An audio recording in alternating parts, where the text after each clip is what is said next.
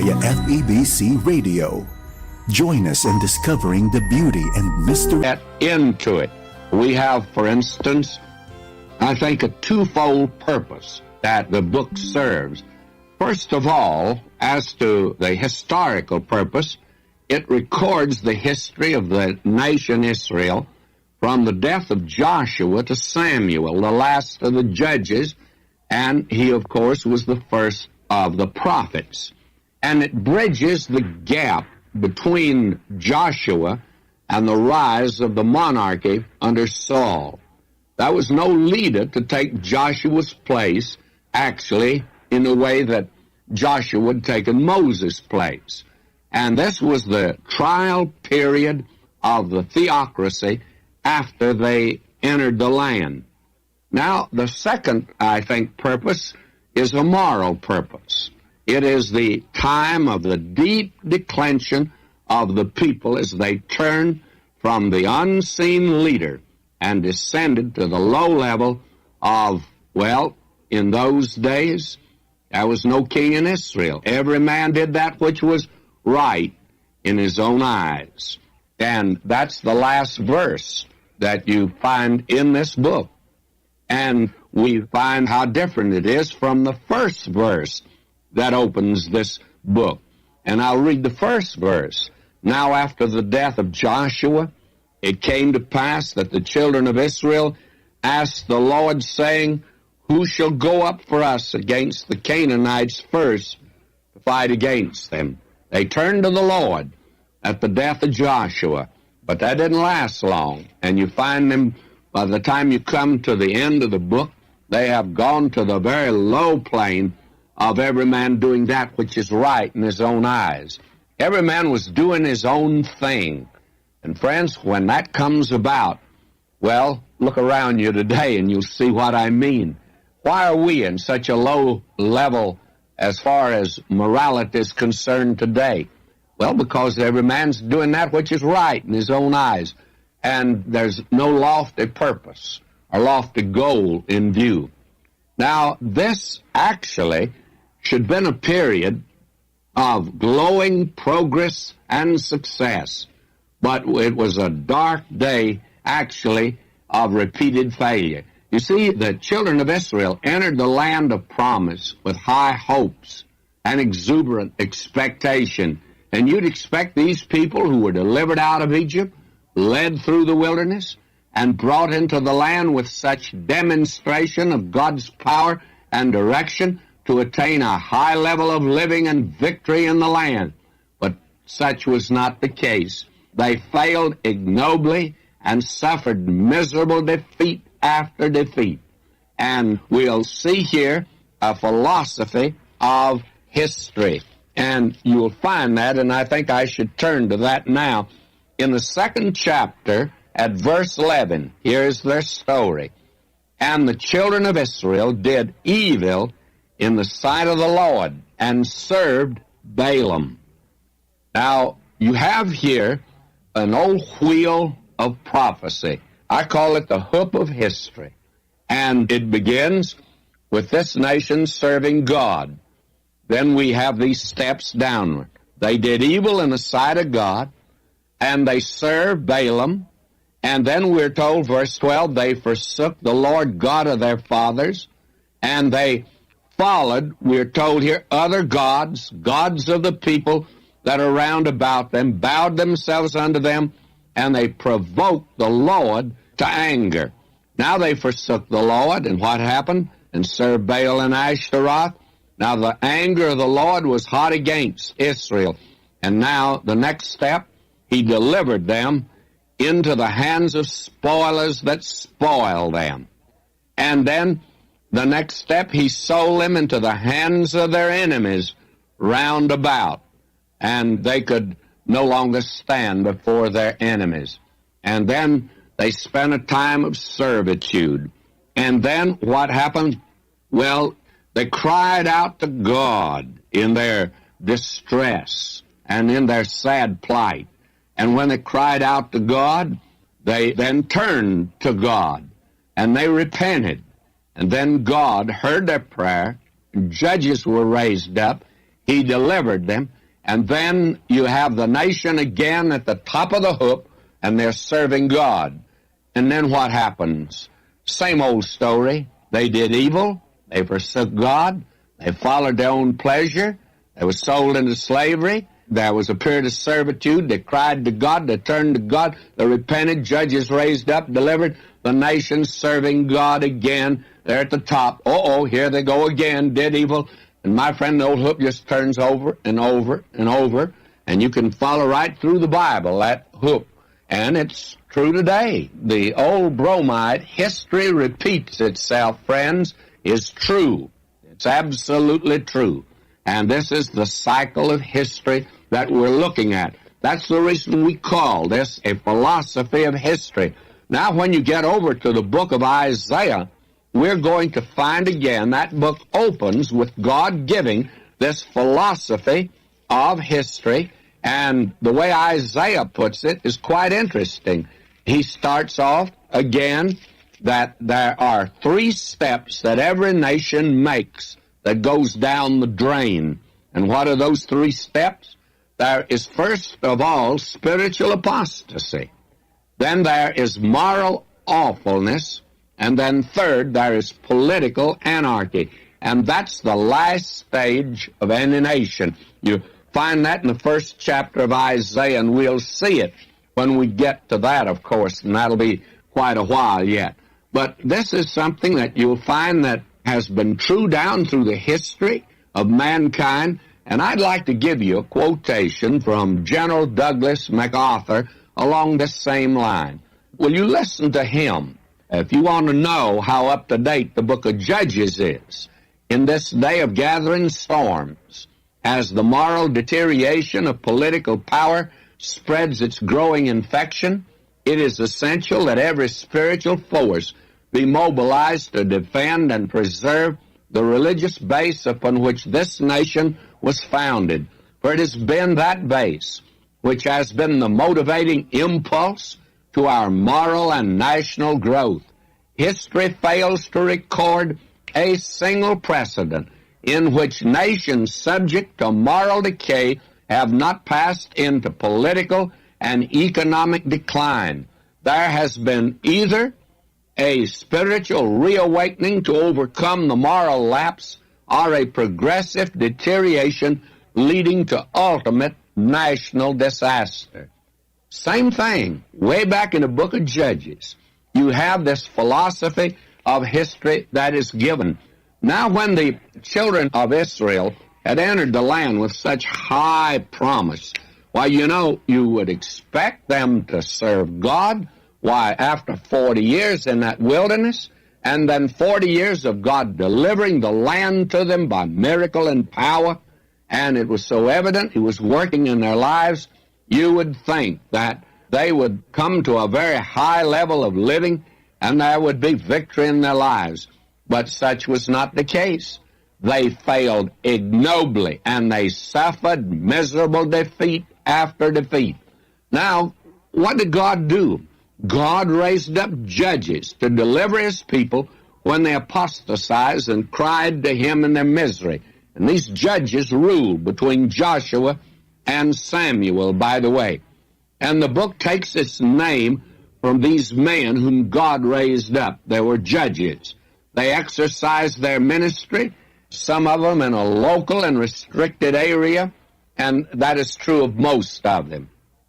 But all the judges were themselves limited in their capabilities. In fact, each one seemed to have some defect and handicap which was not a hindrance, but became a positive asset under the sovereign direction of God. None of them were national leaders who appealed to the total nation as Moses and Joshua had done. The record is not continuous, but rather a spotty account of a local judge in a limited section of the nation. Now, with that in mind, let's come to chapter 1 here. And you will find in this chapter here that there are 9 of the 12 tribes mentioned, and they're all mentioned in their failure. And the 3 that are not mentioned are Reuben, Issachar, and Gad, and I assume that they likewise failed. Each tribe faced a particular enemy, and at no time was the entire nation engaged in a warfare against any particular enemy. You see, the weakness of the tribes is revealed.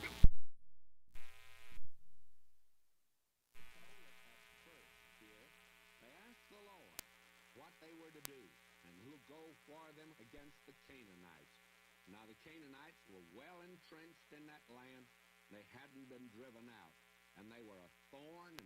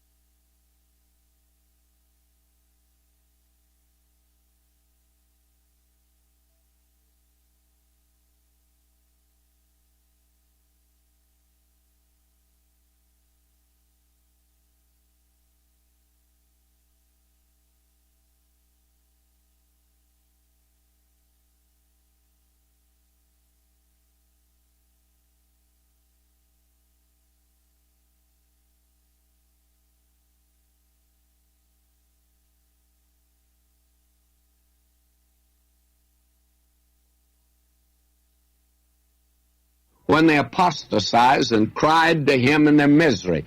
And these judges ruled between Joshua and Samuel, by the way. And the book takes its name from these men whom God raised up. They were judges.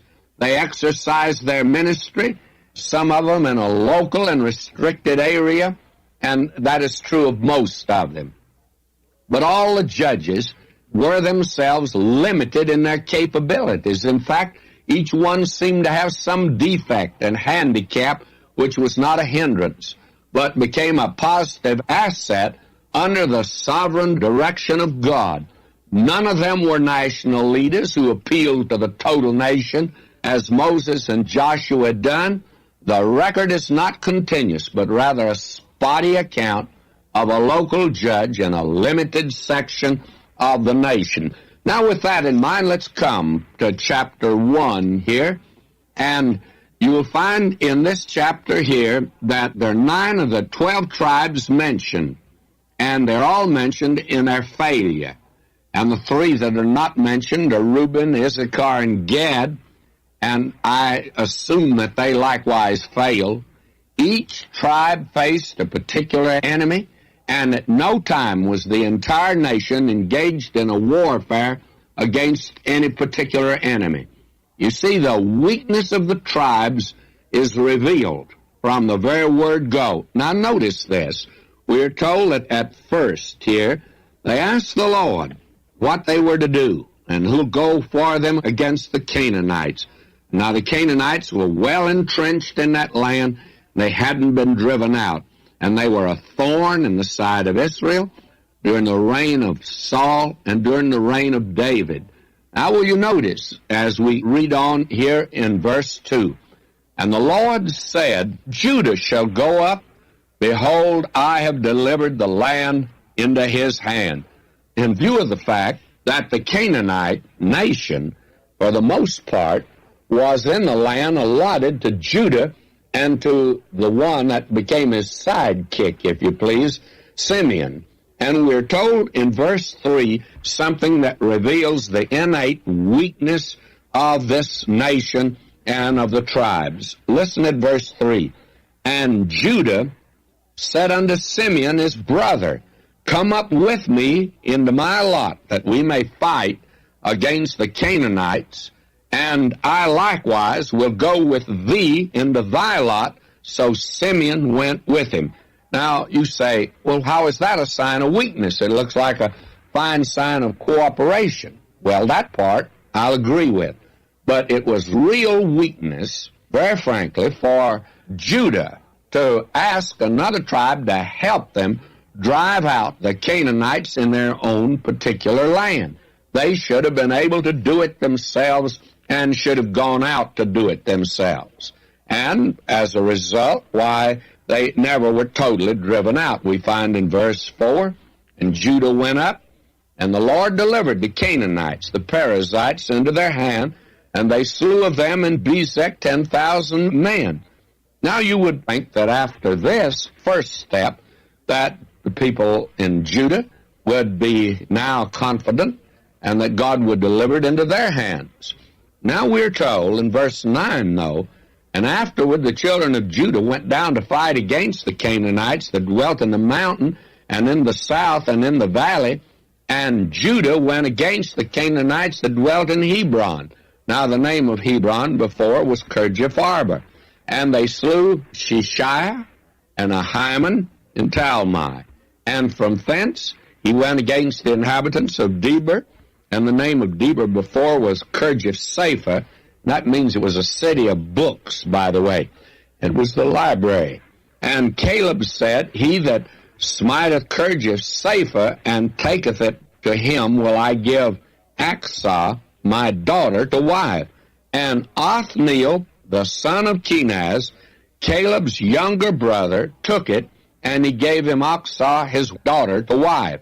Now, somebody's going to say, well, you've made the statement, there's a weakness in each one of the judges. It looks like Othniel does pretty well. Now, very frankly, Othniel is the best of the judges in my judgment. But there is this sign of weakness. Why was he chosen here as the judge at this particular time? Why was he the one? Why, he was the son-in-law of Caleb, and you have this awful thing here of nepotism. You have this business of it's in the family, and if he hadn't been the son-in-law of Caleb, Caleb was well known. He was one of the two men that came out of Egypt that entered the land. He and Joshua, he was probably known just about as well as Joshua was known. And very candidly, Othniel would never have got the position as a judge if he hadn't been the son-in-law of Caleb. If he'd been the son-in-law of Joe Dokes, he wouldn't have been elected a judge, never been chosen for that. That's quite interesting, you see. How many men today occupy a position not because of the ability that they have or because of the fact that they have the capability, but simply because of a position that might be due to a relationship or to a circumstance. You know, Napoleon actually was called a man of destiny, and he very frankly said that you not only have to have the man, but you have to have the point in history. In other words, if Napoleon had lived 50 years ago, even today nobody had ever heard of him. It takes the man and the circumstance. And Othniel is a judge. And why is he a judge? Well, because his father-in-law happens to be Caleb, and that's the way that he came into this position. Now you have, in this chapter 1, 9 of the 12 tribes that are mentioned, and they're all mentioned in connection with failure. Verse 21, now we've had Judah and Simeon. Here's little Benjamin. And the children of Benjamin did not drive out the Jebusites that inhabited Jerusalem, but the Jebusites dwelt with the children of Benjamin in Jerusalem unto this day. That is the day that Judges was written. And we find that it was something that persisted in each one of the tribes, by the way. We find in verse 27, neither did Manasseh drive out the inhabitants of Beth-shean. Verse 29, neither did Ephraim drive out the Canaanites that dwelt in Gezer. Verse 30, neither did Zebulun drive out the inhabitants of Kitron. Verse 31, neither did Asher drive out the inhabitants of Akko. And then verse 33, neither did Naphtali drive out the inhabitants of Beth Shemesh. And verse 34, and the Amorites forth the children of Dan into the mountains. They had not suffered them to come down into the valley. And they chased Dan up into the hill country up there. May I say to you, friends, they are in the promised land. God has given it to them. But not one tribe apparently was able to lay hold of the land that God had given unto them. And what a tragic thing that it was. And God made it very clear to them. You have here chapter 2, and I'll just lift out beginning at verse 1, 2 or 3 verses. And an angel of the Lord came up from Gilgal to Bochim, and said, I made you to go up out of Egypt, and I brought you unto the land which I sware unto your fathers, and I said, I'll never break my covenant with you. Now I believe again the angel of the Lord here is none other than the pre-incarnate Christ. And ye shall make no league with the inhabitants of this land. Ye shall throw down their altars. But ye have not obeyed my voice. Why have ye done this? Wherefore I also said, I will not drive them out from before you, but they shall be as thorns in your sides, and their gods shall be a snare unto you. And of course that's what happened. Then we have this philosophy of history, that little hoop of history that I gave you. And if you have our notes and outlines, you do have that chart that we have there of this hoop and the philosophy of history. Now you have God raising up now judges for these people. Verse 16, nevertheless the Lord raised up judges, which delivered them out of the hand of those that spoil them. In other words, each time that the nation Israel hit the bottom, why God raised up judges unto them. Now we have in chapter 3 then, and I'm moving right along here, we have the era of the judges. And we find in chapter 3 that the children of Israel have intermarried with the Canaanites, the Hittites, the Amorites, the Perizzites, the Hivites, and the Jebusites and the Electrites. Believe me, they've married into all the tribes, and God had forbidden it. Verse 1, now these are the nations which the Lord left to prove Israel. By them even as many of Israel as had not known all the wars of Canaan, only that the generations of the children of Israel might know, to teach them war, at the least such as before they knew nothing thereof. And now they're given here, the 5 lords of the Philistines, the Canaanites, the Sidonians, and the Hivites. And we'll find as we proceed through the Bible, the Old Testament, these enemies will occur again and again, and they were indeed a thorn in the flesh of the nation Israel. Now you have actually the first apostasy now, and will you notice it? Verse 5, the children of Israel dwelt among the Canaanites, Hittites, Amorites, Perizzites, Hivites, Jebusites. Verse 6, and they took their daughters to be their wives, gave their daughters to their sons, and served their gods. And the children of Israel did evil in the sight of the Lord, forgot the Lord their God, and served Balaam and the groves. Therefore the anger of the Lord was hot against Israel, and he sold them into slavery. Now, who was the first judge? Verse 9, and when the children of Israel cried unto the Lord raised up a deliverer to the children of Israel, who delivered them, even Othniel, the son of Kenaz, Caleb's younger brother. Now, if he hadn't been a younger brother, you see, of Caleb, married his daughter, you'd have never heard of Othniel. But notice, now God will use him. And the Spirit of the Lord came upon him, and he judged Israel, and went out to war. And the enemy was delivered in his hands, and the land had rest 40 years, and Othniel, the son of Kenaz, died. Now here is your first judge. He's one of the better judges. I think probably the best judge that they had. And what is the criticism of him? Well, no great criticism. The only thing is, he was not capable in himself. He did not become the leader because of his outstanding ability, but because of who he was. The younger brother of Caleb, and also married his daughter. So Othniel is the first judge. And it's amazing what kind of men that God will use. maybe it's the reason he'll use you and me. This book will certainly encourage you, friends. We'll proceed from right here to there next time.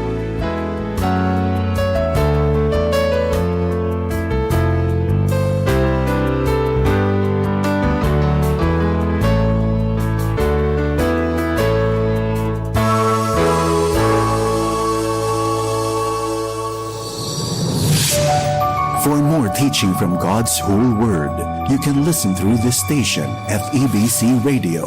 For questions, comments, Bible requests, or learning resources, email us at bcasinfo@febc.ph. This is Through the Bible.